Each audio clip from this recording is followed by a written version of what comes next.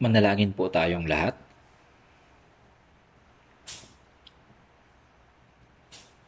Banal at mahabagin naming Amang Diyos na sa amin ay nagmamahal. Sa mga huling araw na ito, na ang mundo ay puno ng kasalanan at kaguluhan, pinasasalamatan po namin kayo sa pagtawag at pagdiligtas sa amin, at sa pagbibigay sa amin ng walang hanggang buhay at pag-asa sa pamamagitan ng inyong dakilang biyaya. Sa oras pong ito, kami na mga hinugasan ng mahalagang dugo ng Panginoon ay nagsasama-sama sa harapan ninyo upang papurihan ang inyong dakilang biyaya at pag-ibig, matuto ng inyong salita at magkaroon ng fellowship sa inyo kasama ang banal na kapulungan. Salamat po sa pagkakataong ito. Pakiusap, samahan po ninyo ang lahat ng iglesia sa buong bansa at lahat ng iglesia sa buong mundo at ang mga brothers and sisters na nagpapanatili ng kanilang pananampalataya at nangangaral ng Ebanghelyo sa kabila ng mahihirap na sitwasyon. Gabayan niyo po sila upang sila'y matapang na makapagpatotoo sa Ebanghelyo sa kabila ng mga pagsubok at kahirapan. At patnubayan niyo po sila upang maluwalhati kayo sa pamamagitan ng pagtupad sa kalooban ng Diyos sa natitirang bahagi ng kanilang buhay. Pakiusap, panghawakan po ninyo ang bawat isa sa amin sa pamamagitan ng inyong mahabaging kamay upang walang kaluluwa ang mawala sa harapan ng Diyos. Panginoon na nagtuturo sa amin kung paano kami dapat kumilos at nagbibigay ng salita sa tamang panahon, tulungan niyo po kami na mas maunawaan pa ng mas malalim ang inyong salita. Ang inyong banal na kalooban na nais ninyong ipahayag sa amin sa mga oras na ito. Dalangin po namin ito sa pangalan ng Panginoong Hesus. Amen. Buksan po natin ang Biblia sa Marcos, chapter 2,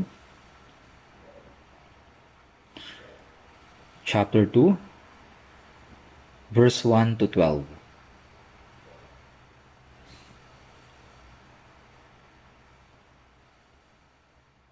Marcos chapter 2, verse 1 to 12.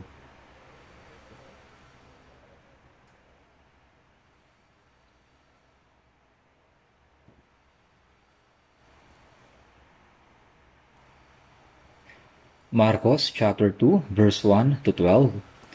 Nang siya'y magbalik sa Kapernaum pagkaraan ng ilang araw, kumalat ang balita na siya'y nasa bahay. Maraming nagtipon, kaya't wala ng lugar kahit sa may pintuan, at kanyang ipinangaral sa kanila ang salita.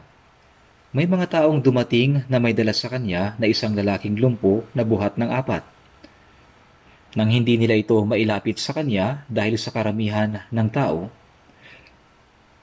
kanilang tinanggal ang bubungan sa tapat ng kanyang kinaroroonan.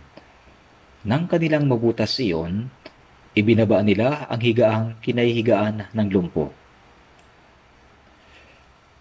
Nang makita ni Jesus ang kanilang pananampalataya, sinabi niya sa lumpo, "Anak, pinatatawad na ang iyong mga kasalanan." May ilan sa mga skriba na nakaupo doon na nagtatanong sa kanilang mga puso, "Bakit nagsasalita ng ganito ang taong ito? Siya'y lumalapastangan. Sino ang makapagpapatawad ng mga kasalanan maliban sa Diyos?" Pagkabatid ni Jesus sa kanyang spirito na nagtatanong sila ng gayon sa kanilang sarili, agad niyang sinabi sa kanila, "Bakit kayo nagtatanong ng ganito sa inyong mga puso? Alin ba ang mas madali?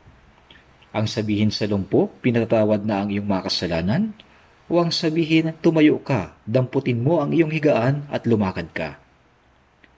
Ngunit upang malaman ninyo na ang anak ng tao ay may autoridad sa lupa na magpatawad ng mga kasalanan, sinabi niya sa lumpo, "Sinasabi ko sa iyo, tumayo ka, damputin mo ang iyong higaan at umuwi ka."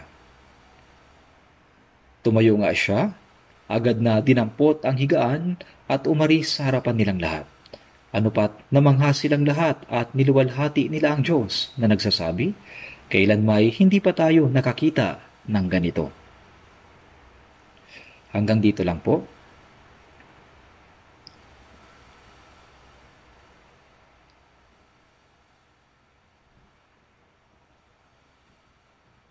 Sa pagsisimula ng taong 2025, gumagawa tayo ng mga resolution,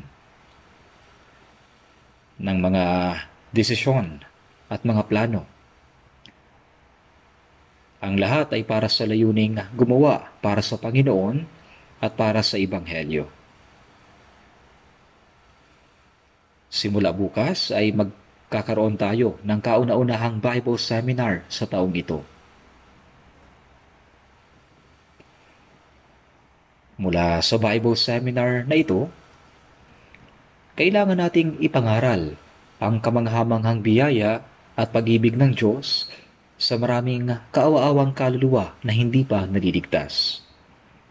Nang sa gayon ay maraming kaluluwa ang maligtas. Isinasakatuparan ng Diyos ang gawain ng pagliligtas sa mga makasalanan. Ngunit, nagliligtas siya ng mga kaluluwa sa pamamagitan ng pangangaral ng mga naunang naligtas.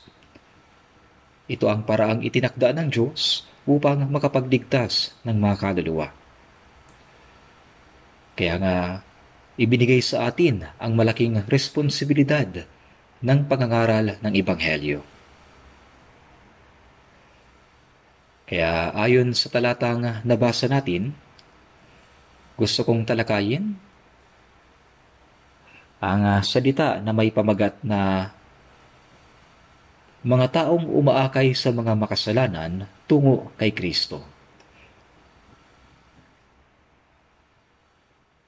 Sa talatang ito, nakita natin na si Jesus ay nasa bahay sa Capernaum na nagpapatotoo sa salita ng Diyos. Sa verse 1, si Jesus ay nagpagaling ng maraming may sakit at nangaral sa Capernaum. Sinasabing siya'y nagbalik sa Capernaum pagkaraan ng ilang araw. Ibig sabihin, pagkatapos niyang mangaral at magpagaling ng mga may sakit, pagkaraan ng ilang araw, si Jesus ay nagbalik sa Capernaum at siya'y nanuluyan sa isang bahay.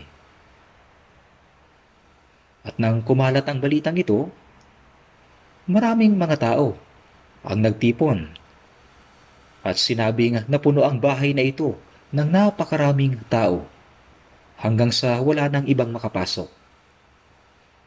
At habang si Jesus ay nagsasalita sa maraming tao,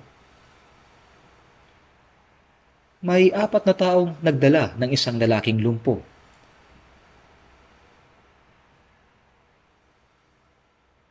Buhat-buhat nila ang isang lalaking lumpo sa kanyang higaan. At masidhi silang nagnanais na mapagaling ng Panginoon ang lumpong ito.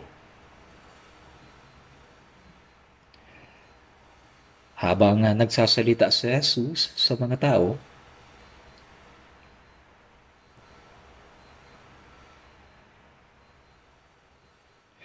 itong lalaking lumpo na hindi makagalaw ay dinala sa kanya. Ang taong ito ay hindi talaga makakilos. Hindi siya makagalaw. Siya ay parang bangkay. Buhay pa, ngunit hindi na gumagalaw.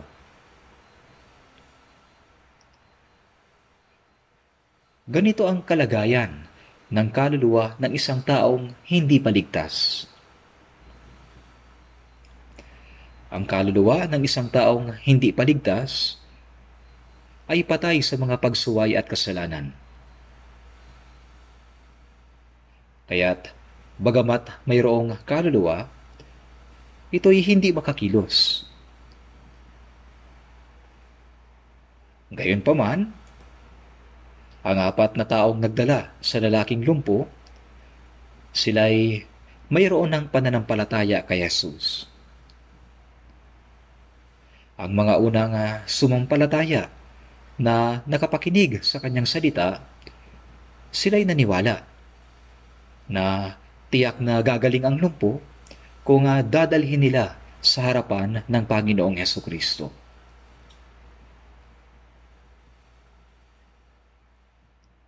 At dahil sa ang lumpo,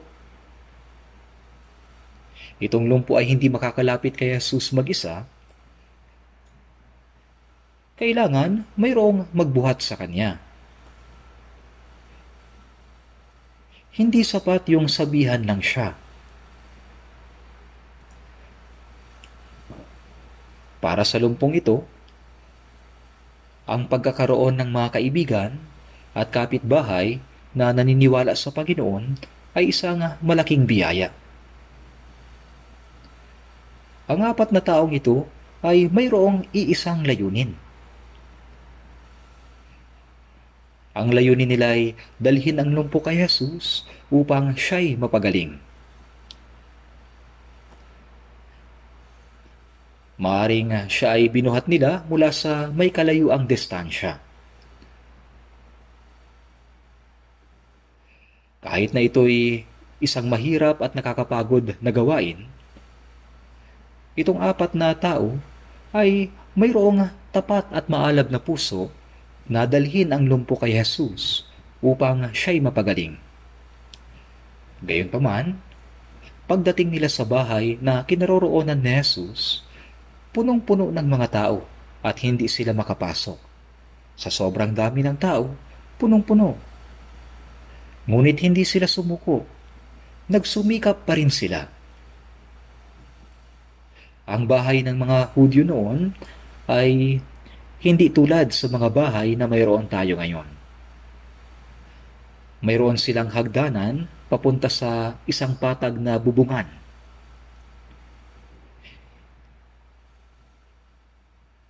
Hindi ako sigurado sa eksaktong istruktura, ngunit sinasabi na umakyat sila sa bubong at tinanggal ito.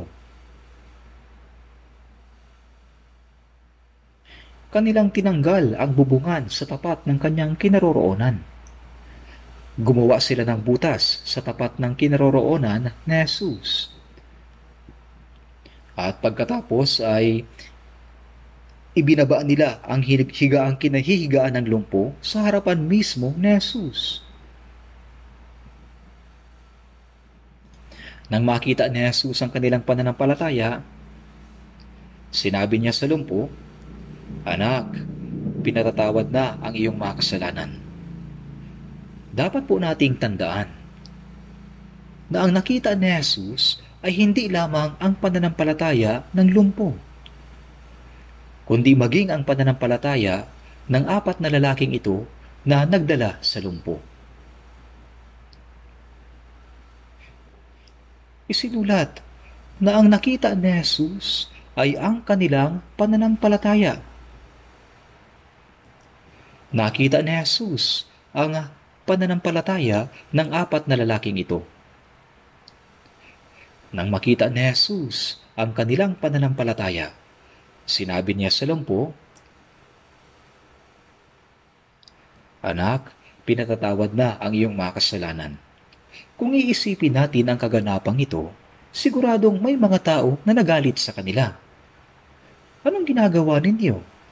Kasi nga, malaking bahagi ng bubong ang sinira nila para maibaba ang higaan. Ngunit, hindi nila pinansin.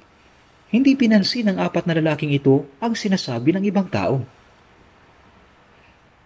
Ang kanilang tanging layunin ay dalhin ang lumpo kay Jesus at mapagaling ito. Sa tingin ko, pagkatapos nito, humingi sila ng pasensya sa may-ari ng bahay at binayaran din naman nila ang pinsala na kanilang ginawa.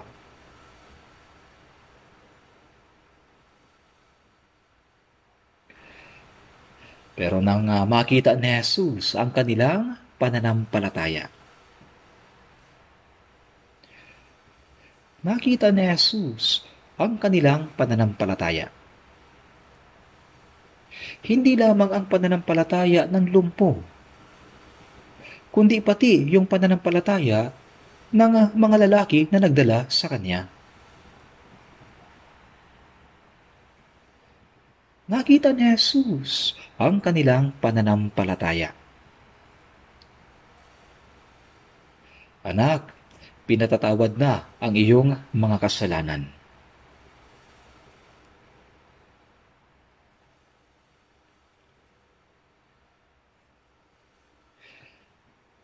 Ang kailangan nating pag-isipan mula sa pahayag na ito ay hindi makakalapit itong lumpo kay Jesus ng mag-isa. Kasi nga hindi siya makagalaw. Siya ay gaya ng isang patay na tao. Kailangan niya na mayroong magdadala sa kanya kay Jesus. Ito ay nagtuturo sa atin ng isang mahalagang aral. Silang hindi ligtas, hindi sila maliligtas, malibang mayroong ligtas na tao na tumulong sa kanila. Kaya ang mga taong ligtas ay kailangang umibig sa mga kaluluwa, magkaroon ng masidhing pagnanais na gabayan sila patungo sa Panginoon, na gumawa ng sakripisyo. Dahil kung wala ito, walang maliligtas na mga tao. Ito ay napakahalagang aral sa atin. Ipinag-utos ng Diyos na sa pamamagitan ng pananalangin, pag-ibig, at pagsusumikap ng mga taong naligtas, ay magdala tayo ng mga kaluluwa patungo sa kaligtasan. Ito ang paraang itinatag ng Diyos upang makapagligtas ng mga tao. Sa makatuwid, upang maligtas ang isang tao, ang tulong ng isang taong ligtas ay lubhang kinakailangan at talagang mahalaga. Maaring itong lumpo ay hindi sa pilitang dinala ng 4 na lalaki. Siya ay hindi nila dinala ng walang anumang sinasabi. Maaring ipinaliwanag nila sa lumpo kung sino si Jesus at kung paanong siya ay nakapagpapagaling ng anumang sakit. Ito ang nagpagising sa kanyang pananampalataya. Kaya bilang resulta, itong lumpo, pagkatapos niyang mapakinggan ang salita ng kanyang mga kaibigan, ay nagkaroon ng pag-asa at ng matinding pagnanais na gumaling. Para maligtas ang kaluluwa, dapat muna mayroon siyang taimtim na pagnanais na maligtas. Para maligtas ang kaluluwa. Ngunit, ito ay hindi kusang nangyayari. Ito ay nangyayari kapag ibinabahagi ng mga taong ligtas ang salita ng Diyos. Sa Roma chapter 10, verse 14 at 15, ngunit paano nga silang tatawag sa Kanya na hindi nila sinampalatayanan? At paano sila sasampalataya sa Kanya na hindi nila napakinggan? At paano sila makikinig kung walang mangangaral? At paano sila mangangaral kung hindi sila sinugo? Kahit na naisakatuparan na ni Jesus ang walang hanggang katubusan at natapos na niya ang gawain ng kaligtasan, kung walang sino mang magbabahagi ng katotohanan, walang sino man ang maniniwala o maliligtas. Kaya nga sinabi, paano nga silang tatawag sa kanila na hindi nila sinampalatayanan? Paano sila mangangaral kung hindi sila sinugo? Silang mga ligtas ay isinusugo tulad ng sinabi sa John chapter 20 verse 21. Kung paanong sinugo ako ng Ama, ay sinusugo ko rin naman kayo. Kaya dapat natin silang tulungan na maunawaan ang biyaya ng Diyos at matanggap ang kaligtasan. Ngayon, sa kanila na mga naligtas, ang pinakadakilang misyon na ibinigay ng Panginoon ay ang pangangaral ng Ebanghelyo. Ang paraang itinakda ng Diyos para maligtas ang makasalanan ay kailangang magsakripisyo ang mga naunang naligtas. Kaya upang maligtas ang isang tao, ang pagsusumikap at sakripisyo ng mga naunang naligtas ay talagang kinakailangan. Isang hindi maitatangging katotohanan na kung hindi tutulong ang mga Kristiyanong naligtas, ang ibang mga tao, hindi sila maliligtas.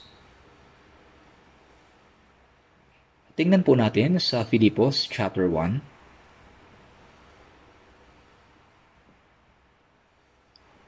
Filipos chapter 1, mula verse 5 hanggang 6. Mula verse 5 hanggang 6. Basahin po natin ng sabay-sabay.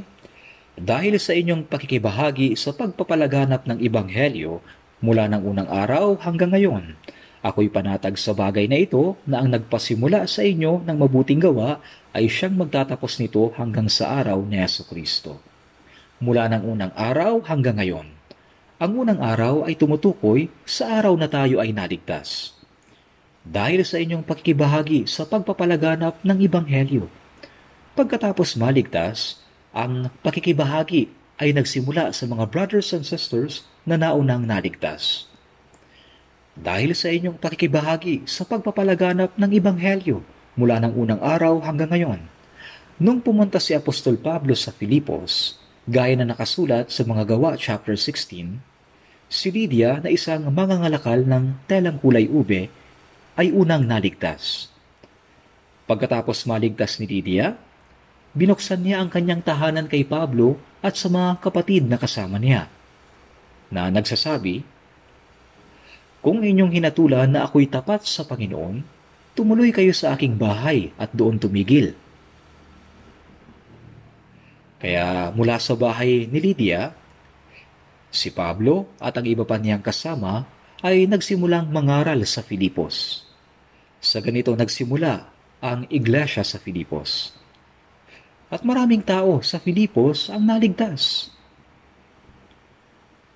Kahit na pagkatapos umalis ni Apostol Pablo sa Filipos, sila ay patuloy na nagkaroon ng fellowship at komunikasyon sa kanya. Si Epafrodito ang nagsilbing mensahero sa pagitan ni Pablo at ng iglesia ng Filipos. Siya ang naghahatid ng balita tungkol kay Pablo at tumutulong sa kanyang ministeryo. Pabalik-balik siya. Ito ay nagpatuloy kahit na noong si Pablo ay nakulong doon sa Roma. Kaya patuloy sila na nakipag-fellowship kay Pablo. Hindi lamang ito fellowship sa pagitan ng taong nangaral ng Ebanghelyo at ng taong tumanggap nito. Ito rin ay pakikipag-fellowship sa mga taong naunang naligtas. Ito ay fellowship. Tiyak na mayroong ganito. Pagkatapos maligtas, mayroon tayong pakikisama sa mga naunang naligtas. Dahil sa inyong pakikibahagi sa pagpapalaganap ng Ebanghelyo mula ng unang araw hanggang ngayon. Ito ang sulat na ipinadala ni Apostol Pablo sa mga mananampalataya sa Filipos. Sinabing siya na nagpasimula sa inyo ng mabuting gawa. Sa inyo, sinimulan ng Panginoon mula sa mga naligtas na mananampalataya ang mabuting gawa at pakikisama sa Ebanghelyo. Ano itong mabuting gawa? Ang pagliligtas ng kaluluwa ng tao. Ito ang pinakamabuting gawa na itinakda ng Diyos. Sinasabi sa mga Gawa, chapter 10, verse 38, kung paanong si Jesus na taga Nazareth ay binuhusan ng Diyos ng Espiritu Santo at ng kapangyarihan, kung paanong naglibot siya na gumagawa ng mabuti at nagpapagaling ng lahat ng mga pinahihirapan ng Diablo. Sinabi ng Biblia na siya ay binuhusan ng Espiritu Santo at naglibot sa buong lupain ng Israel na gumagawa ng mabuti. Ito ang pinakamabuting gawa, ang iligtas ang mga kaluluwang inaalihan ng Diablo. Kaya sa Filipos, chapter 1, verse 6, siya na nagpasimula sa inyo ng mabuting gawa. Pagkatapos maligtas, mayroong pakikisama sa pagitan ng mga banal, at sa loob ng pakikisamang iyon, ginagawa ng Panginoon ang mabuting gawa. Ibig sabihin, ginagawa niya ang gawain ng pagdiligtas sa kaluluwa ng mga tao. Inililigtas ng Diyos ang kaluluwa sa pamamagitan ng mga ligtas na banal ng iglesia. Basahin natin sa Efeso chapter 3, verse 20. Bago mag-Filipos, Efeso chapter 3 verse 20. Basahin po natin ng sabay-sabay. Ngayon sa Kanya na makakagawa ng higit na sagana kaysa lahat ng ating hinihingi o iniisip ayon sa kapangyarihang gumagawa sa atin. Dito, ayon sa kapangyarihang gumagawa sa atin. Sa ating mga ligtas na banal. Kapangyarihang gumagawa sa atin.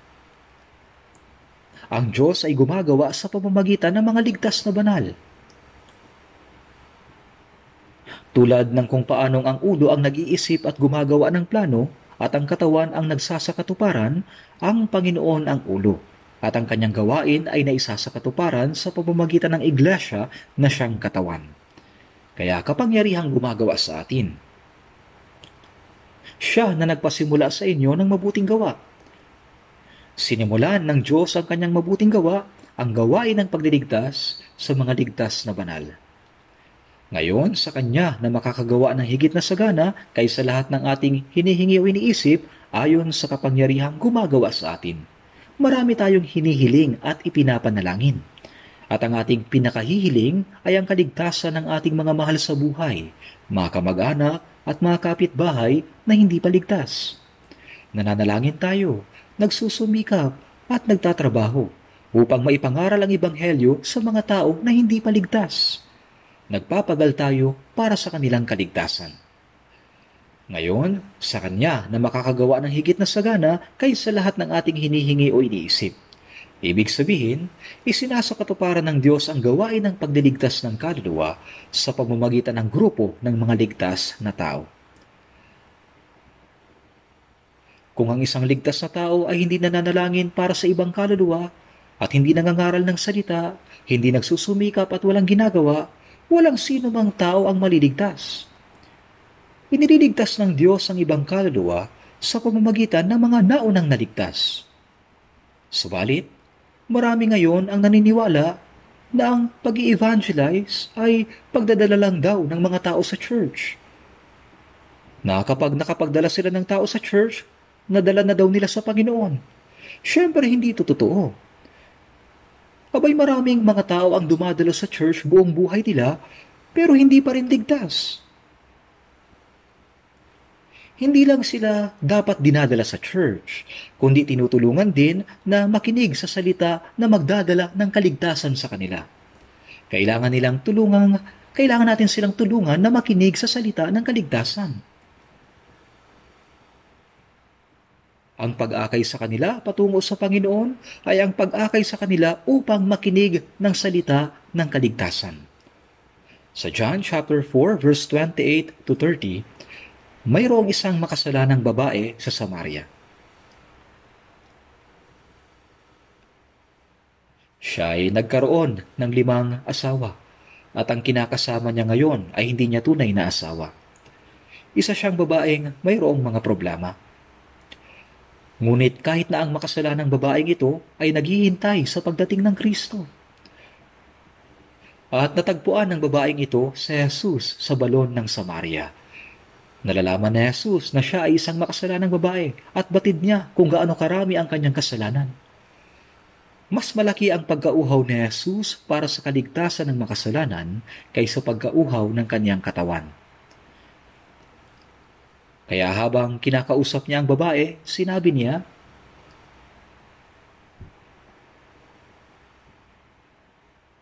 "Nagkaroon ka na ng 5 asawa, at ang kinakasama mo ngayon ay hindi mo asawa. Totoo ang sinabi mong ito." Nagulat ang babae, sapagkat ang isang tao na ngayon pa lamang niya nakilala ay nagsabi ng lahat ng bagay tungkol sa kanyang nakaraan at mga kasalanan. Kaya't sinabi sa kanya ng babae, "Ginoo, nakikita akong ikaw ay isang propeta." Naisip ng babaeng ito na si Jesus ay isang propeta. Ang salitang propeta ay nangangahulugang una at nakakaalam. Hindi lamang dahil sa siya ang unang nakakilala sa Diyos, kundi kaya rin niyang makita ang nasa puso ng tao. At dahil alam niyang ang nasa harapan niya ay isang propeta, naisip niyang itanong ang pinakamahalagang bagay. Sumamba ang aming mga ninuno sa bundok na ito. Ang mga Samaritano na nasa hilagang bahagi ng Israel ay sinakop ng Assyria. Ang pagbagsak ng North Israel ay nangyari noong nasa 722 BC. Ngunit ang mga taga North Israel ay nakihalubilo sa mga taga Assyria. Kaya't nahaluan sila ng mga hintil. Kaya't lubos na hinamak ng mga Hudyo ang mga Samaritano. Itinuring nila na ang mga Samaritano ay parang aso. Ayaw nilang makisalamuha sa kanila. Kaya ang mga Samaritano ay nagtayo ng isang templo sa bundok Gerizim at doon sila sumamba. Sumamba ang aming mga ninuno sa bundok na ito. Ngunit sinasabi ninyo na ang lugar na dapat pagsambahan ng mga tao ay sa Jerusalem. Nagtanong siya, alin ang tama? Kaya sinabi sa kanya ni Jesus, Babae, maniwala ka sa akin na darating ang oras na inyong sasambahin ng Ama hindi sa bundok na ito o sa Jerusalem. Subalit dumarating ang oras at ngayon na nga, nasasambahin ng mga tunay na sumasamba ang Ama sa Espiritu at katotohanan. Ang Diyos ay Espiritu at ang mga sumasamba sa Kanya ay kailangang sumamba sa Espiritu at katotohanan. Kaya't sinabi ng babaeng Samaritana, nalalaman ko na darating ang Mesiyas. Pagdating niya, ipapahayag niya sa amin ang lahat ng bagay. Sinabi ni Jesus sa kanya, Ako yun na kumakausap sa iyo. Ako ang Kristo. Nang sandaling yon, lubos na binuksan ni Jesus ang puso ng babaeng Samaritana. Siya'y labis na namangha at napagtanto na tunay na ang lalaking ito ay ang Kristo. Kaya iniwan niya ang kanyang banga ng tubig at tumakbo papuntang nayon ng mga Samaritano. Sumisigaw siya na parang nawawala sa sarili. Halika kayo, tingnan ninyo ang isang tao na nagsabi sa akin ng lahat ng mga bagay na aking ginawa. Ito na kaya ang Kristo? Lahat ng kanyang nagawa ay kasalanan. Dati, sinusubukan niyang itago ang kanyang kasalanan. Umiiwas siya sa oras kung kailan ang iba ay sumasalok ng tubig. Ito'y tuwing umaga at gabi. Sa halip, pumupunta siya upang sumalok ng tubig mag-isa sa gitna ng tanghali sa ilalim ng nakakapasong init. Ayaw nang makisalamuha sa kanino man. Ngayon, sa kabila ng maraming kasalanan na kanyang nagawa, buong tapang niyang sinabi, Halika kayo, tingnan ninyo ang isang tao na nagsabi sa akin ng lahat ng mga bagay na aking ginawa. Ito na kaya ang Kristo? Simple lamang ang evangelism. Halika kayo at tingnan ninyo. Ang paanyayang ito ay puno ng katiyakan at paniniwala. Sabi sa Kawikaan 21:28, mapapahamak ang sinungaling na saksi, ngunit ang salita ng taong nakikinig ay mananatili. Hindi pangkaraniwang salita ang binigkas ng babaeng ito. Dahil sa tiwala niya sa kanyang sinasabi, maraming Samaritano ang naniwala sa kanya at sumunod patungo kay Jesus. Lumapit ang mga tao kay Jesus, nakinig sa kanyang mga turo at tinanggap nila si Jesus sa kanilang bayan. Nanatili si Jesus sa Samaria ng 2 araw na ipinapangaral ang Ebanghelyo at maraming Samaritano ang naligtas. Dito, sa pamamagitan ng makasalanang Samaritana, maraming tao sa baryo ang nakaunawa ng Ebanghelyo at naligtas. Ipinapakita nito na itinalaga ng Diyos na maipangaral ang Ebanghelyo sa pamamagitan ng mga taong unang naligtas. At pagkatapos sila'y nag-aakay ng marami pang tao sa kaligtasan. Sa mga Gawa, chapter 16, verse 13, mababasa natin ang tungkol sa bantay ng bilangguan. Si Pablo at Silas nakarating sa Filipos upang doon ay mangaral ng Ebanghelyo. Ngunit sila ay inaresto, hinagupit ng mga Hudyo, pinagpupunit ang kanilang mga damit, at ikinulong sila sa bilangguan. Bagamat sila'y nakagapos, sina Pablo at Silas ay nananalangin at umaawit ng mga himno sa Diyos.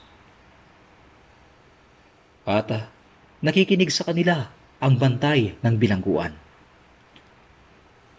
Ang kanilang katawan ay duguan at sugatan dahil sa pangahagupit. Ngunit labis pa rin silang nasisiyahan sa kanilang mga kapighatian para sa Ebanghelyo. At habang sila ay nananalangin at umaawit ng mga himno, biglang nabuksan ang pintuan ng bilangguan at nakalag ang kanilang mga tanikala. Ang bantay natutulog ng mahimbing. At nang siya'y magising at makitang nakabukas ang mga pintuan ng bilangguan, siya'y nataranta. At sa pag-aakalang tumakas na ang mga bilanggo, magpapakamatay na sana siya. Binunot niya ang kanyang tabak upang magpakamatay. Subalit si Pablo ay sumigaw ng malakas at sa kanya'y sinabi, "Huwag mong saktan ang iyong sarili. Narito kaming lahat." Bagaman nabuksan ang mga pintuan at nakalag ang kanilang mga tanikala, wala sa mga bilanggo ang nagtangkang tumakas. Sa sobrang pagkabigla, nanginig sa takot ang bantay. Nagpatira pa sa harapan ni Pablo at Silas, at siya'y nagtanong, "Mga Ginoo, ano ang kailangan kong gawin upang maligtas?" Nang oras na yon, napagtanto niya na sila Pablo ay mga sugo ng Diyos. "Mga Ginoo, ano ang kailangan kong gawin upang maligtas?" Nang sandaling yon, sinabi ni Apostol Pablo ang mga salita na nakasulat sa mga Gawa 16:31. "Manampalataya ka sa Panginoong Hesus at maliligtas ka, ikaw at ang iyong sambahayan." Isang napakalinaw at tiyak na pahayag. Manampalataya ka sa Panginoong Hesus at maliligtas ka, ikaw at ang iyong sambahayan. Nang gabing iyon, dinala ng bantay sina Pablo at Silas sa kanyang bahay. Hinugasan ang kanilang mga sugat at pinaghandaan sila ng pagkain. Pinakitaan niya sila ng kagandahang loob. At ang kanyang buong sambahayan ay nakinig sa salita ng Diyos. Sa mga Gawa, chapter 16:34, nakasulat ito. Pangako ng Diyos na kapag ang isang tao ay naligtas, ang kanyang pamilya, mga kamag-anak at mga kapitbahay ay makakaunawa din ng kaligtasan. Kapag may isang taong naunang naligtas, nabubuksan ng daan upang maipangaral ang ebanghelyo sa kanyang pamilya, mga kamag-anak at mga kaibigan. Hindi ito nangangahulugan na kapag naligtas ang isang tao, automatic maliligtas ang kanyang pamilya. Hindi ito kusang mangyayari. Ang kaligtasan ay mangyayari sa pamamagitan ng pangangaral ng ebanghelyo. Hindi may iwasan ng naunang naligtas na ibahagi ang ebanghelyo sa kanyang pamilya, kamag-anak at mga kaibigan. Maliligtas lamang ang tao sa pamamagitan ng pangangaral ng ebanghelyo. Subalit kung ang isang taong ligtas ay susubok at mabibigo at agad na susuko, at ititikom ang kanyang bibig at magsasabing, "Bahala ka nang mapunta sa impyerno, wala na akong pakialam sa iyo." Kung ganoon, tiyak na walang maliligtas. Kaya dapat tayong patuloy na manalangin hanggang sa sila'y maligtas. Kahit na hindi ka nila pinapakinggan, magpatuloy ka pa rin na may pagtangis. At pagkatapos ay kikilos ang Diyos dahil yun ay kanyang pangako. Para maligtas ang iba, dapat tayo magkaroon ng matibay na pananampalataya at magpatotoo sa iba. Gaya ng sinasabi sa awit 66:16, "Kayo'y magsiparito at inyong dinggin, kayong lahat na natatakot sa Diyos, at ipahayag ko kung ano ang kanyang ginawa para sa aking kaluluwa."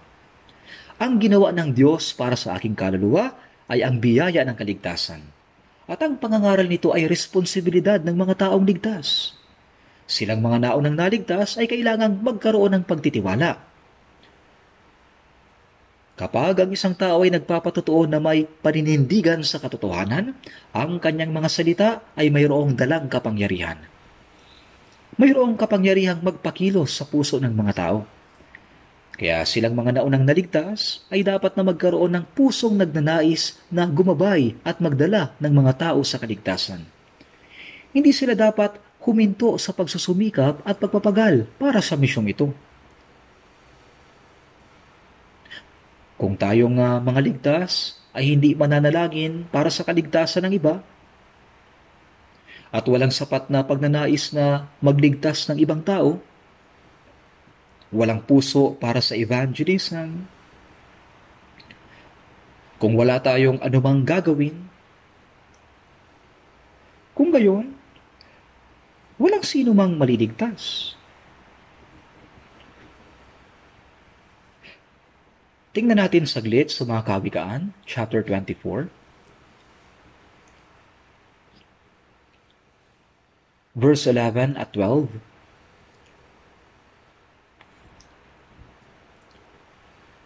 Mga Kawikaan, chapter 24, verse 11 at 12. Babasahin ko po. Kawikaan, chapter 24, verse 11 at 12. Iligtas mo silang dinadala sa kamatayan. Pigilan mo silang natitisod patungo sa katayan.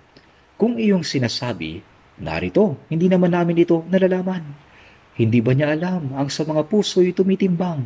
At siya nagbabantay sa iyong kaluluwa, hindi ba niya nalalaman? At ang bawat tao ayon sa gawa niya, ay hindi ba niya gagantihan? Iligtas mo silang dinadala sa kamatayan. Ang mga hindi paligtas ay inaakay ng diablo patungong impyerno. Pigilan mo silang natitisod patungo sa katayan. Inaangkin ng diablo ang kanilang mga kaluluwa at sila'y dinadala patungo sa walang hanggang kahatulan. Ang ibig sabihin ng talatang ito ay huwag tayong magsawalang bahala. Huwag natin silang pabayaan, kundi tulungan natin sila na magkaroon ng kaligtasan. Huwag natin silang hayaang mapahamak, kundi patnubayan natin sila sa daan ng kaligtasan. Sinabi ni Apostol Pablo sa unang Korinto, chapter 9, verse 16, "Kahabag-habag ako kung hindi ko ipapangaral ang Ebanghelyo." Sinasabi ng mga tao na ang paggawa ng masama ay kasalanan. Ngunit para sa mga Kristiyano, bagaman hindi sila gumagawa ng masasamang gawain, sa Santiago 4:17, sino mang nakakaalam ng paggawa ng mabuti, ngunit hindi ito ginagawa, ito'y kasalanan sa kanya. Sa maraming mabubuting bagay, ang pinakamabuting gawa ay pangangaral ng Ebanghelyo sa mga ligaw na kaluluwa. Nais ng Diyos na sila'y maligtas. Ngunit silang mga ligtas, nakatikom lang ang kanilang mga bibig at hindi magawang magsalita. Kaya ito ay kasalanan sa Kanya. May mga taong ganito mag-isip. Kahit na hindi ako mag-evangelize, may iba namang gagawa. Kung sila'y maliligtas, sila'y maliligtas. Kung ganito ang iniisip natin, walang maliligtas na tao. Kailangan nating magkaroon ng pusong nagnanais na magligtas ng iba. Manalangin, magsumikap, magsakripisyo para sa mga ligaw na kaluluwa. Hindi mo ba alam na sila'y patungo sa kamatayan? Lalampasan mo ba ang isang taong malapit ng mamatay at sasabihin mong hindi ko ito nalalaman? Abay, nagsisinungaling ka. Pagkatapos patayin ni Cain si Abel, tinanong siya ng Diyos, "Nasaan si Abel na iyong kapatid?" At sumagot si Cain, "Abay, aywan ko. Ako ba'y tagapagmantay ng aking kapatid?" Pinatay niya ang kanyang kapatid at sinabing, "Aywan ko, hindi ko alam. Ako ba'y tagapagbantay ng aking kapatid?" Ngunit sinabi ng Diyos, "Ang tinig ng dugo ng iyong kapatid ay dumadaing sa akin mula sa lupa."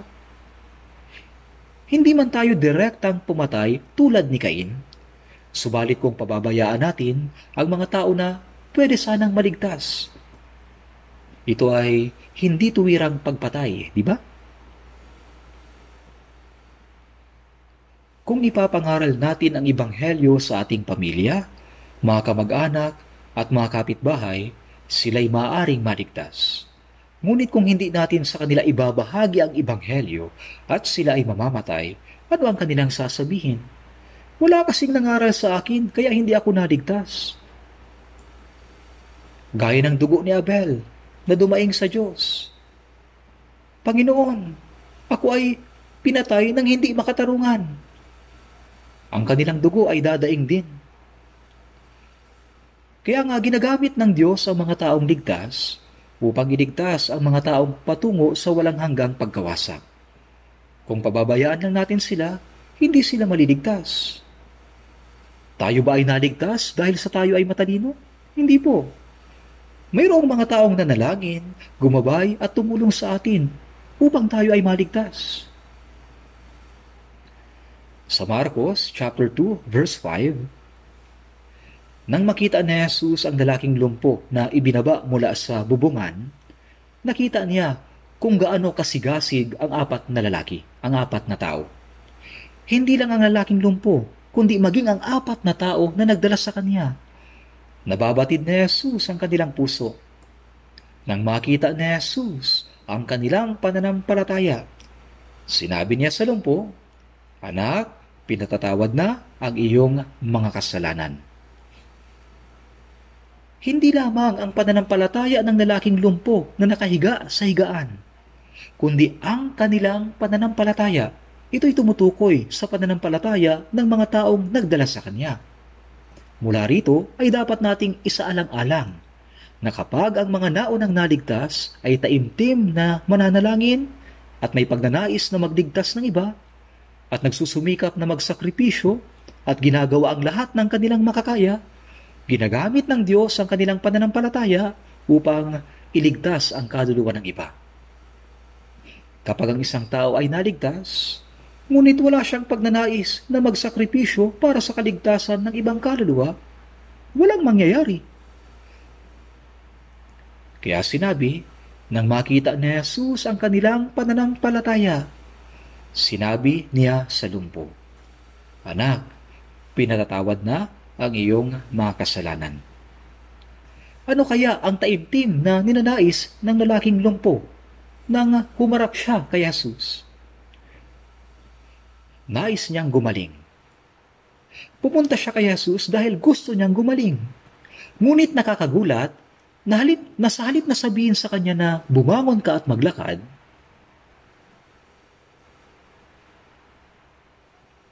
ganito ang sinabi ni Jesus, "Pinatatawad na ang iyong mga kasalanan." Ang sinabi ni Jesus, "Pinatatawad ko na ang iyong mga kasalanan." Maraming tao ang lumalapit sa Panginoon. Subalit ang iba ay lumalapit lamang upang makita ang mga himala ni Jesus, upang makakuha ng tinapay o gumaling sa sakit nila. Gayunpaman, hindi na parito si Jesus upang pagalingin ang mga pisikal na sakit.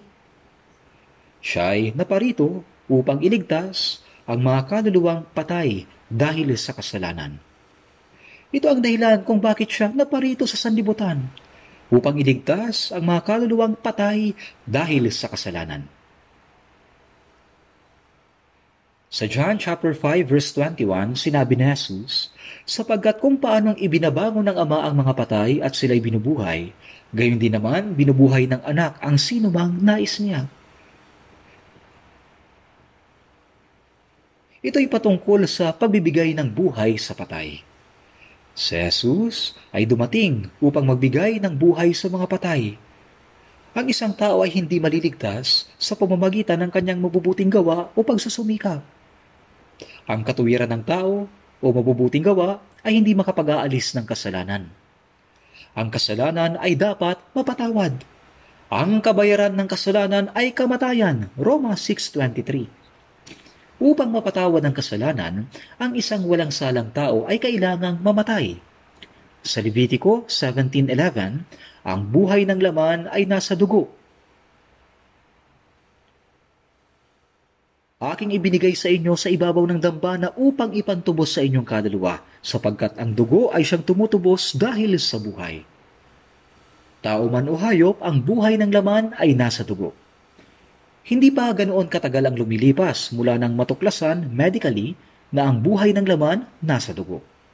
Ngunit 3,500 years ago, sinabi na sa Levitico chapter 17 verse 11 na ang buhay ng laman ay nasa dugo.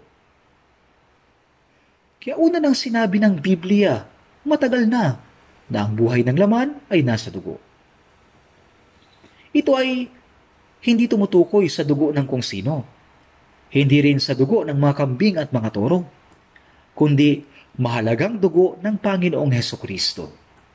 Sa unang Pedro chapter 1 verse 18 to 19, nalalaman ninyong kayo'y tinubos mula sa inyong walang kabuluhang paraan ng pamumuhay na minana ninyo sa inyong mga ninuno, hindi ng mga bagay na nasisira tulad ng pilak o ng ginto, kundi ng mahalagang dugo ni Kristo. Tanging sa pamamagitan lamang ng kamatayan at pagdanak ng dugo ng walang salang si Jesus, mapapatawad ang kasalanan. Ito ang paraang ipinasya ng Diyos. Sa Hebreo chapter 9 verse 12, hindi rin sa pamamagitan ng dugo ng mga kambing at mga toro, kundi sa pamamagitan ng kanyang sariling dugo. Siya'y pumasok minsan magpakailanman sa dakong banal, sa gayo tinitiyak ang walang hanggang katubusan. Hebreo 9:22, kung walang pagdanak ng dugo, walang kapatawaran ng mga kasalanan. Kailangan ang pagdanak ng dugo. Ngunit hindi dugo ng mga hayop. Sa lumang tipan, ang mga Israelita ay nagpadanak ng dugo ng mga tupa, mga kambing at mga toro na iwiniwisik nila. Ngunit ito'y pangako lamang ng Diyos na balang araw, si Jesucristo ay mamamatay sa lugar natin upang patawarin ang lahat ng ating mga kasalanan. Kaya sa unang Juan chapter 3 verse 5, siya'y nahayag upang mag-alis ng mga kasalanan at sa kanya'y walang kasalanan. Ang walang sala ay pumarito sa mundo upang alisin ang ating mga kasalanan. Si Kristo na walang kasalanan ay namatay bilang kapalit natin. Siya'y nagdanak ng dugo upang tubusin walang hanggan ang ating mga kasalanan. Sinabi niya sa lumpo, pinatatawad na ang iyong mga kasalanan. Sinabi niya ang mga salitang ito sa saligan na siya'y mamamatay sa krus upang patawarin ang kasalanan ng mga tao. Pinatatawad na ang iyong mga kasalanan. Pinatatawad na ang iyong mga kasalanan.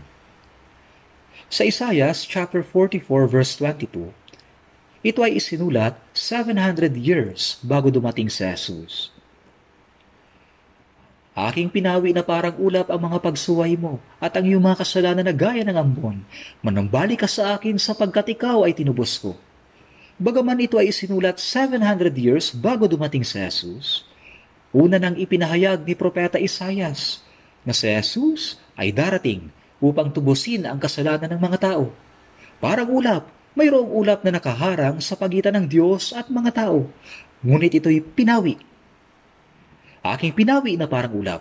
Pinawi ito ng lubusan sa pamamagitan ng dugo ni Jesus.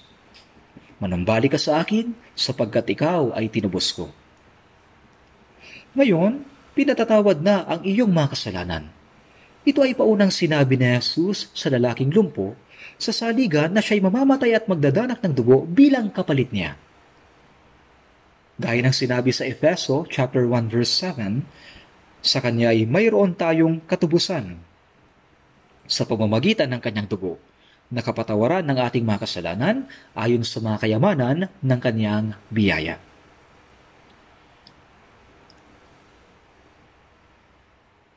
Mayroon tayong katubusan sa pamamagitan ng kanyang dugo, ayon sa mga kayamanan ng kanyang biyaya. Ang katubusan ay mayroong nagbayad sa halip na tayo. Ang katubusan ay kapatawaran ng mga kasalanan. Ang salitang kapatawaran ng kasalanan ay kapareho ng kaligtasan. Kaya ngayon, ang ating mga kasalanan ay pinatawad na sa pamamagitan ng dugo ng Panginoong Hesukristo. Tingnan po ulit natin sa Biblia, Marcos chapter 2, verse 5 at 8. Marcos chapter 2, verse 5 to 8. Marcos chapter 2, verse 5 to 8. Nang makita ni Jesus ang kanilang pananampalataya, sinabi niya sa lumpo, "Anak, pinatatawad na ang iyong mga kasalanan." Mailan sa mga skriba na nakaupo doon na nagtatanong sa kanilang mga puso, "Bakit nagsasalita ng ganito ang taong ito? Siya'y lumalapastangan. Sino ang makapagpapatawad ng mga kasalanan maliban sa Diyos?"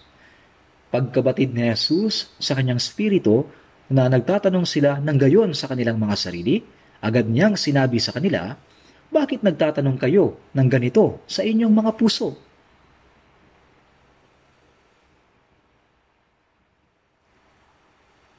Nang sabihin ni Jesus, "Pinatatawad na ang iyong mga kasalanan," nagtanong ang mga skriba at mga dalubhasa sa kautusan sa kanilang puso. Hindi sila umimik sa kanilang bibig. Sa isip nila, bakit nagsasalita ng ganito ang taong ito? Siya'y lumalapastangan. Sinong makapagpapatawad ng mga kasalanan maliban sa Diyos? Iniisip nila na ginagaya ni Jesus ang Diyos at ito ay kalapastanganan. Ngunit nababatid ni Jesus ang kanilang puso. Alam niya na hinahatulan siya ng mga skriba, kaya't kanyang sinabi, dahil alam niya, sinabi niya, bakit nagtatanong kayo ng ganito sa inyong mga puso?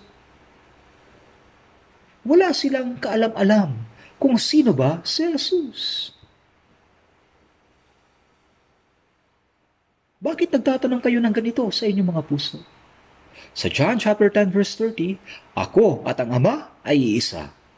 Sino ba si Jesus? Hindi siya isang tao. Sa Filipos chapter 2 verse 6 to 7, sinasabi na siya, bagamat nasa anyo ng Diyos, ay hindi niya itinuring na isang bagay na dapat panghawakan ang pagiging kapantay ng Diyos.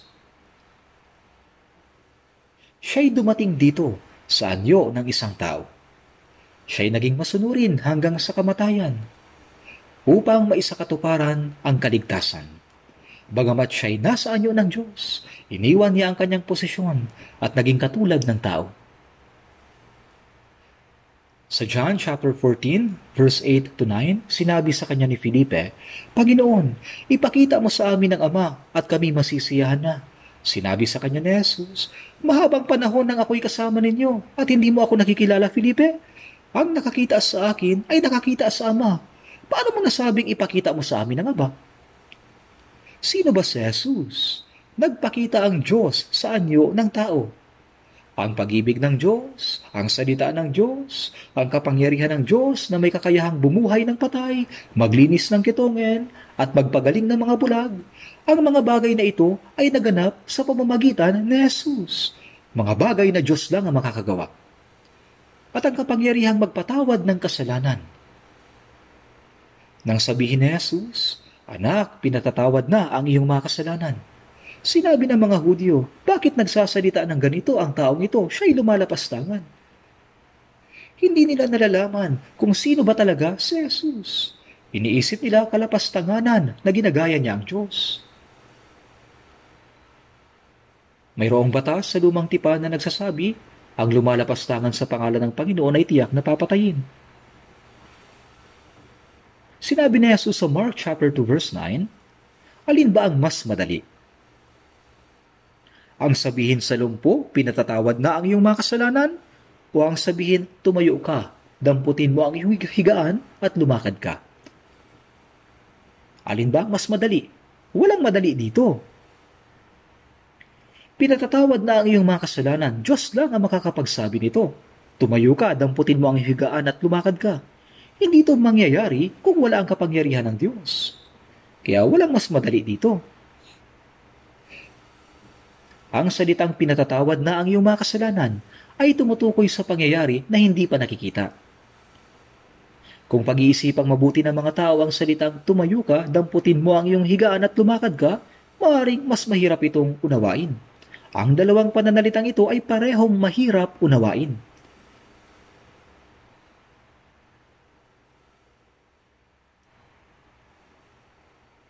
Si Jesus ay nagsalita ng mga bagay na hindi kayang sabihin ng tao.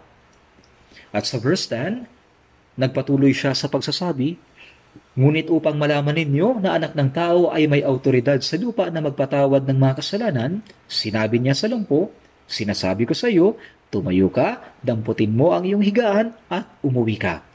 Tumayo nga siya, agad na dinampot ang higaan at umalis sa harapan nilang lahat.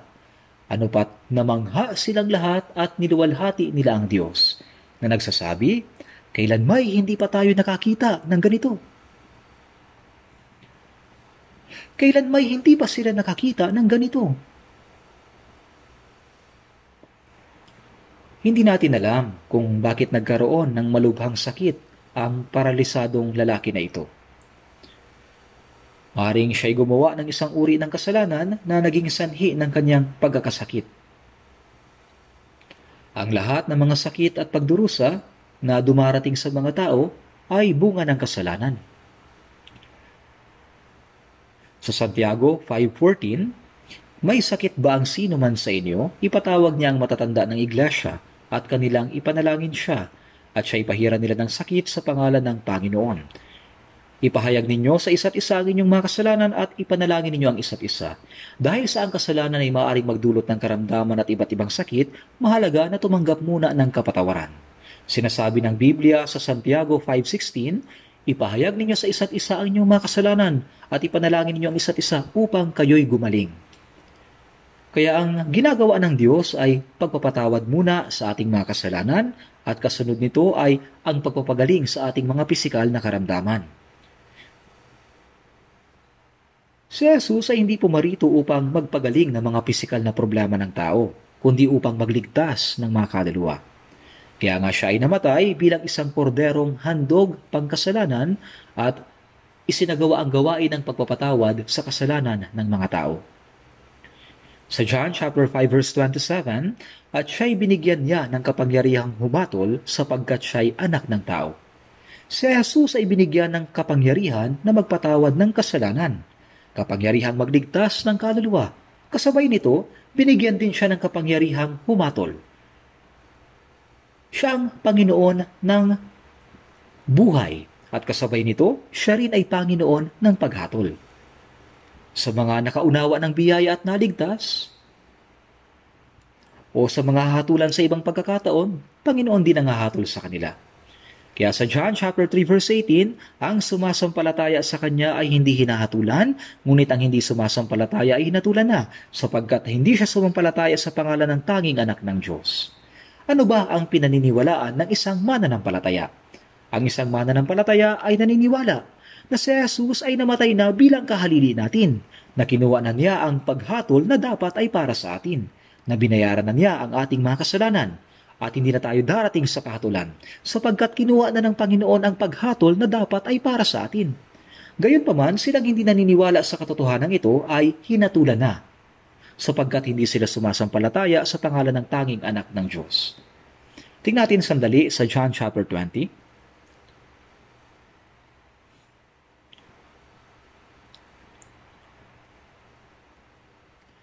John chapter 20.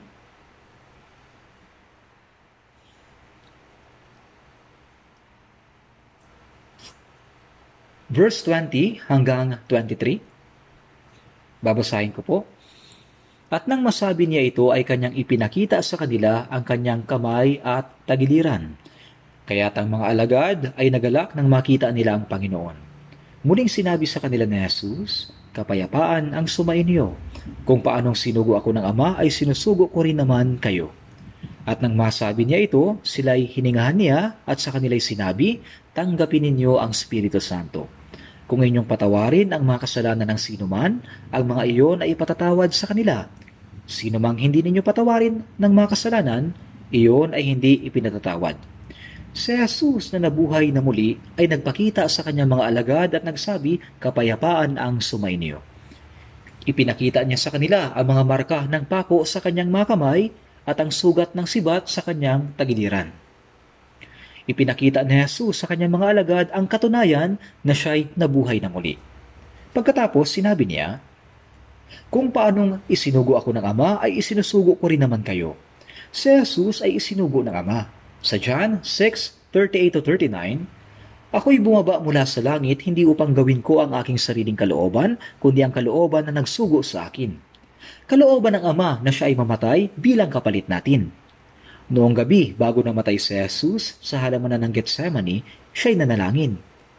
Ama, hindi ang nais ko, kundi ang sa iyo.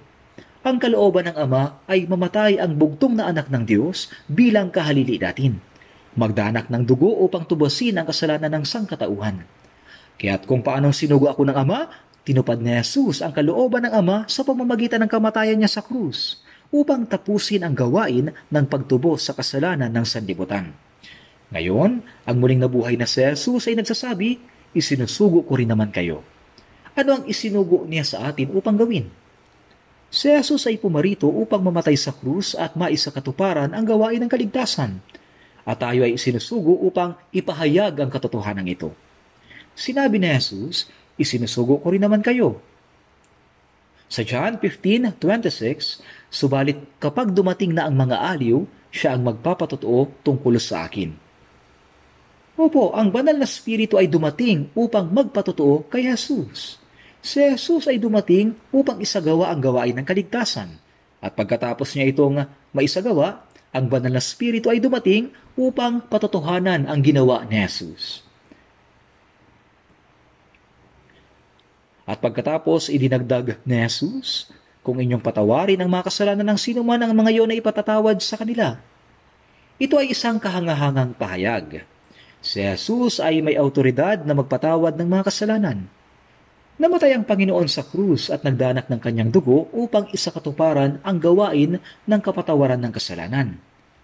Sa pangangaral ng katotohanan ito, nakikibahagi din tayo sa autoridad na dalhin ang kapatawaran ng kasalanan sa ibang tao. Sinabi ni Jesus, kung inyong patawarin ang kasalanan ng sinuman, ang mga iyon ay ipatatawad sa kanila. Gayunpaman, ang mga Katoliko, inaangkin nila na ibinigay ang autoridad na iyon sa Santo Papa. Sa Matthew 16:16, ikaw ang Kristo, ang anak ng Diyos na buhay. Sumagot si Jesus kay Pedro, hindi laman at dugo ang nagpahayag sa iyo nito, kundi ang aking Ama na nasa langit. Pagkatapos, sinabi niya, ibibigay ko sa iyo ang mga susi ng kaharian ng langit. At anumang iyong talian sa lupa ay tatalian sa langit, at anumang iyong kalagan sa lupa, kakalagan sa langit. Sa mga Katoliko, sinasabi nilang nangangahulugan daw ang talatang ito na si Pedro ay ginawang unang Santo Papa. Dahil iniisip nila na natanggap ni Pedro ang susi, inaangkin nila na nasa Santo Papa daw ang autoridad na yon. Gayunpaman, dahil hindi daw kayang gampanan ng Santo Papa ang tungkuling ito na mag-isa, ang mga pari ay tinuturing na kanyang mga kinatawan na kumikilos sa ngalan niya na may susi ng kaharian. Kung inyong patawarin ang mga kasalanan ng sinuman, ang mga iyon ay pinatatawad sa kanila. Batay dito, sinasabi nilang tumanggap daw sila ng autoridad na magpatawad ng mga kasalanan. Ang kalagan sa lupa ay tumutukoy sa paglutas sa problema ng kasalanan sa pagitan ng Diyos at ng tao. Iniisip nila na kumikilos daw ang mga pari sa ngalan ng Santo Papa sa sakramento ng kumpisal. Kaya kapag nangungumpisal daw sa kanila ang mga tao, kapag sinabi ng pari, ang iyong kasalanan pinatawad na, napapatawad sila. O hindi ito pinapatawad, hindi sila napapatawad. Ngunit hindi ito ang kahulugan ng talatang ito. Nangangahulugan ito na kung ipapangaral natin ang katotohanan na napatawad na ni Jesus ang lahat ng mga kasalanan, matatanggap nila ang kapatawaran. Ngunit kung hindi natin ito ipapangaral, ang tao ay mananatili sa kanilang kasalanan at mapupunta sa impyerno. Hindi ba ito isang kamanghamanghang bagay? Ang utos na ipangaral ang Ebanghelyo ang pinakadakilang utos na ibinigay ng Panginoon sa mga ligtas na tao.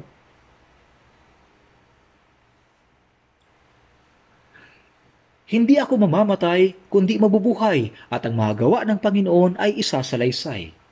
Ano ba ang layunin ng mga Kristiyano? Bakit kailangan pa nilang mabuhay? Ang layunin ay ipahayag ang katotohanan ito. Pagkatapos sabihin ni Jesus sa lumpo, pinatatawad na ang iyong mga kasalanan, sinabi niya sa kanya, tumayo ka, damputin mo ang iyong higaan at umuwi ka. Sa gayon pinatunayan ni Jesus na siya'y may autoridad na magpatawad ng mga kasalanan.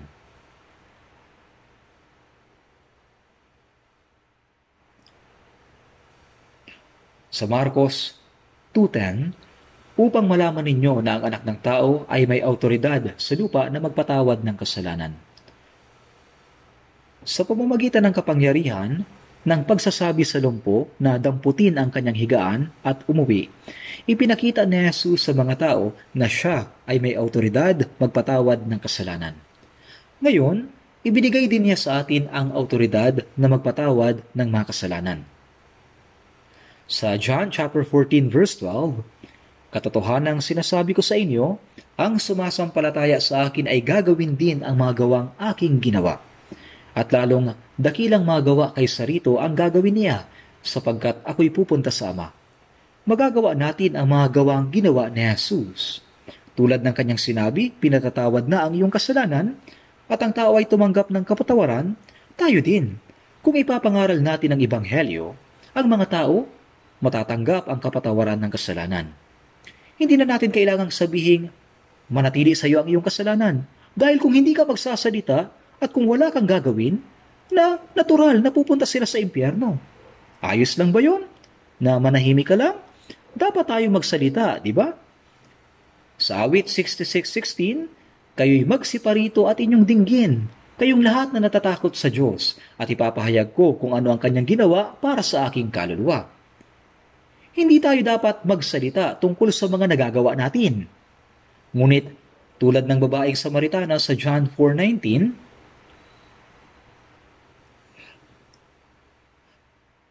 ang dapat nating sabihin sa iba ay ang ginawa ng Diyos para sa atin.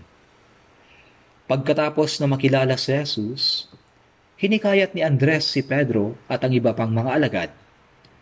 Hali kayo, tingnan ninyo. Ito na nga kaya ang Kristo? Hali kayo, tingnan ninyo. Pwede tayong mag-evangelize sa ganito kasimpleng paraan. Ipahayag ko kung ano ang kanyang ginawa para sa aking kaluluwa. Kung sasabihin mo ito ng malinaw, ang puso ng mga tao maantig. Tinitingnan tayo ng mga hindi mananampalataya. Kung sinasabi nating, ligtas na ako ay ipinanganak na muli, ako ay may pag-asa sa langit, pinagmamasdan nila tayong mabuti. Tinitingnan nila kung totoo ba talaga ang sinasabi natin. Paano ba nabubuhay ang mga taong ligtas? At kapag nakikita nila na ang sinasabi at kinikilos ng taong ligtas ay magkapareho, nasasabi nila, ang kanilang pananampalataya ay totoo. Totoo ang sinasabi nila. Gayunpaman, kahit na gaano pa tayo kahusay mangaral ng Ebanghelyo, kung hindi naman magkatugma ang ating sinasabi at mga ginagawa, sasabihin ng mga tao, ang husay nilang magsinungaling at hindi sila maniniwala sa atin. Sinabi ni Jesus sa dumpo, damputin mo ang iyong higaan at umuwi ka. At talagang naglakad siya. Tulad nito, kapag ang buhay natin ay tulad sa isang ligtas na Kristiyano, ang mga hindi mananampalataya, maaaring maniwala na pinatawad na ng Panginoon ang ating mga kasalanan at ligtas na tayo. Kaya nang tumayo at lumakad ang lumpo, naniwala ang mga tao na totoo talaga ang sinabi ni Jesus.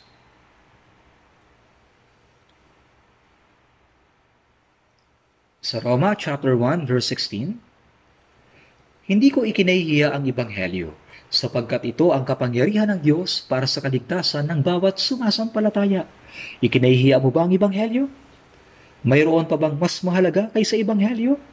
Ang isang kaluluwang nakatadhana sa impyerno ay sumampalataya sa biyaya ng Diyos at naligtas. Mayroon pa bang mas kahanga-hanga kaysa rito? Paano hindi mo ito maibahagi sa iba? Dapat mo itong ibahagi sa iba, makinig man sila o hindi. Ngunit hindi mo pa nga nasusubukang i-evangelize, sinasabi mo na, hindi naman siya makikinig, kahit na i-evangelize ko pa. Ilang beses ka na bang sumubok? Kailangan mo itong gawin hanggang sa huli. Kailangan mong maging matyaga at patuloy na mag-evangelize. May ilang mga mananampalataya na patuloy na nananalangin para sa asawa nilang hindi ligtas. Usigin man sila o hindi ng kanilang asawa, patuloy silang nananalangin at nag-i-evangelize. Kaya ang kanilang asawa, naliligtas. Ang taimtim na pananalangin at pagnanais ay matutupad. Tutulungan tayo ng Diyos. Gaano ba kalaki ang ating responsibilidad? Ang ibig sabihin ng si Jesus ay Kristo, ay siya ang tagapagligtas.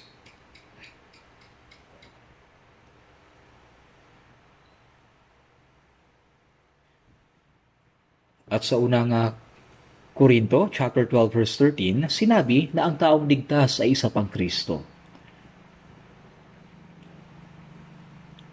Dahil sinusunod natin ang iisang Espiritu Santo, ginagawa din natin ang ginawa ng Panginoon. Kaya tayo ay mga munting Kristo. Ang pangangaral ng Ebanghelyo,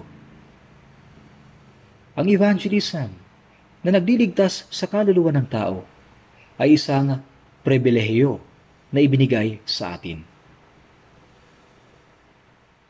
Sinasabi ng Biblia na kung ang isang Kristiyano ay hindi mangangaral sa kabila ng pagkakaroon ng pribilehiyong ito, mananagot siya. At sa John chapter 5 verse 24, ang nakikinig ng aking salita at sumasampalataya sa kanya na nagsugo sa akin ay may buhay na walang hanggan at hindi darating sa kahatulan kundi lumipat na sa buhay mula sa kamatayan. Kapag ipinapangaral natin ang salita ng Panginoon, ang nakikinig ng salita at sumasampalataya ay hindi darating sa kahatulan, kundi lumipat na sa buhay mula sa kamatayan. Ang kanyang kapalaran na bago. At ngayon, nang utusan ni Jesus ang lumpo na tumayo at lumakad, binuhat niya ang kanyang higaan at lumakad papalayo. Kaya't ang lahat ay nagulat at nagsabi, kailan may hindi pa tayo nakakita ng ganito? Hindi lamang sila nagulat, kundi naunawaan nila na si Jesus ay may kapangyarihang magpatawad ng kasalanan. Ngayon, hindi natin dapat itago ang kamanghamanghang kaligtasan na ibinigay sa atin ng Panginoon, kundi ito ay kailangan nating ipahayag. Kailangan nating manalangin at ipangaral ito. Gaya ng lumpo na dinala ng 4 na tao, kailangan din nating ipangaral ang Ebanghelyo na mayroong iisang pag-iisip. Hindi nila inalintana kahit na siksikan doon sa loob ng bahay. Sa pamamagitan ng pagsusumikap, pagpapagal at sakripisyo para sa mga ligaw na kaluluwa, tiyak na maisa sa katuparan ang gawain ng Panginoon. Nagdadala tayo ng maraming mga tao sa Panginoon tuwing summer retreat. Sila ay nakakarating sa pamamagitan ng pangangaral ng mga naunang naligtas. Kung hindi mangangaral, paano sila makakadalo? Ang mga tao sa sanlibutan ay namamasyal sa dagat o kaya naman ay pumupunta sa ibang bansa upang tumakas sa tag-init. Ngunit, sa pamamagitan ng ating panalangin at masigasig na paggawa, ang mga kaluluwa ay nakakarating sa summer retreat. At sa huli, ang mga kaluluwang nakapakinig ng Ebanghelyo ay nakakaunawa at naliligtas. Hindi ito mangyayari kung wala ang panalangin, pagpapagal at sakripisyo ng mga naunang naligtas. Paano kaya kung hindi ninyo pagtutuunan ng pansin ang Bible Seminar at sasabihin, marami pa rin namang maliligtas kahit na hindi ko ito gawin? Kusa bang mangyayari ang gawain ng kaligtasan? Kahit na hindi ko ito gawin, may iba namang gagawa nito. Pwede ba kayong tumakas sa responsibilidad? Sa Kawikaan 24:12, hindi ba namin ito nalalaman? Hindi namin ito nalalaman? Ganyan ba ang sasabihin ninyo? Kung gayon ay nagsisinungaling kayo. Hindi mo ba alam na kapag hindi ka nag-evangelize, pupunta sa impyerno ang mga kaluluwang yon? Kaya manalangin tayo at mag-evangelize ng magkakasama ngayong Grand Bible Seminar. Kailangan nating magdala ng mga kaluluwa sa harapan ng Panginoon upang sila'y makapakinig ng salita at maligtas. Maluluwalhati ang Diyos kung maraming maliligtas. Sa John 15 verse 8, sa pamamagitan nito'y naluluwalhati ang aking Ama na kayo'y magbunga ng marami at maging mga alagad ko. Kapag maraming kaluluwa ang naliligtas, nagdudulot ito ng malaking kagalakan at kaluwalhatian sa Diyos. Ito'y patunay na tayo'y mga alagad ni Kristo. Hindi tayo mga alagad ni Kristo sa pangalan lamang. Ang isang alagad ni Kristo ay gumagawa ayon sa ginawa ni Kristo. Siya'y sumusunod. Siya'y kumikilos ayon sa salita. Kaya umaasa ako na sama-sama tayong gagawa. Sa gayon ay maraming tao ang maliligtas. Manalangin na po tayo. Mahabagin naming amang Diyos, Ama. Marami pong salamat sa habag ninyo sa amin. Maraming salamat po sa pag-ibig na ibinigay ninyo sa amin. Kayo po ay namatay bilang kapalit namin at nagdanak ng inyong mahalagang dugo upang patawarin ang aming mga kasalanan magpakailanman. Salamat din po sa pagtulong sa amin na makaunawa sa inyong kahangahangang biyaya. Kami naligtas sa pamamagitan ng pananampalataya. Pakiusap, tulungan niyo po kami na naligtas sa pamamagitan ng inyong mahalagang dugo na mailaan ang aming oras, mga pag-aari at pagsusumikap sa misyon ng pagpapalaganap ng Ebanghelyo na inyong ipinagkatiwala sa amin sa natitirang bahagi ng aming buhay upang matupad namin ang dakilang gawain na makapagdala ng mga ligaw na kaluluwa patungo sa inyo. Naway makapagbigay ng kagalakan at kaluwalhatian sa Diyos Ama ang Bible Seminar na ito at maraming kaluluwa ang maligtas. At naway magkaisa ang lahat ng kapatiran sa isang puso upang maisakatuparan ang gawain ng Diyos. Kami po umaasa sa banal at makapangyarihang kamay ng Panginoon. Dalangin po namin ito sa pangalan ng Panginoong Hesus. Amen.